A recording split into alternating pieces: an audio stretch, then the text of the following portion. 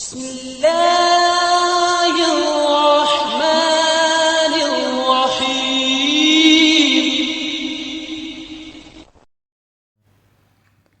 السلام علیکم۔ عشق رسول صلی اللہ علیہ وآلہ وسلم کا عجیب واقعہ۔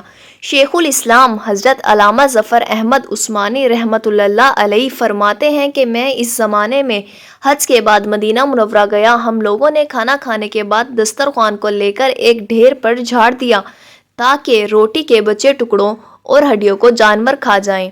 تھوڑی دیر کے بعد جب میں اپنے کمرے سے باہر نکلا تو یہ دیکھ کر حیران رہ گیا کہ ایک خوبصورت 9 سال کا بچہ ان ٹکڑوں کو چن چن کر کھا رہا ہے۔ مجھے سخت افسوس ہوا۔ بچے کو ساتھ لے کر قیام گاہ میں آیا اور اسے پیٹ بھر کے کھانا کھلایا، کیونکہ میں ایسی ہستی کے شہر میں تھا جو غریبوں کا والی اور غلاموں کا مولا تھا۔ میرے اس برتاؤ کو دیکھ کر بچہ بے حد متاثر ہوا۔ میں نے چلتے وقت اس سے کہا کہ بیٹے، تمہارے والد کیا کرتے ہیں؟ اس نے کہا میں یتیم ہوں۔ میں نے کہا بیٹے، میرے ساتھ ہندوستان چلو گے؟ وہاں میں تم کو اچھے کھانے کھلاؤں گا، عمدہ کپڑے پہناؤں گا، اپنے مدرسے میں تعلیم دوں گا۔ جب تم عالم فاضل ہو جاؤ گے تو میں خود تم کو یہاں لے کر آؤں گا، تمہیں تمہاری والدہ کے سپرد کر دوں گا۔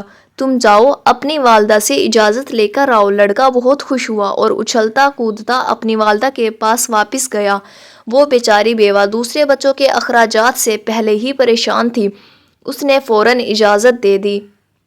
بچہ لوٹ آیا اور مولانا کو بتایا کہ میں آپ کے ساتھ جاؤں گا، میری ماں نے اجازت دے دی ہے۔ پھر پوچھنے لگا کہ آپ کے شہر میں چنے ملتے ہیں؟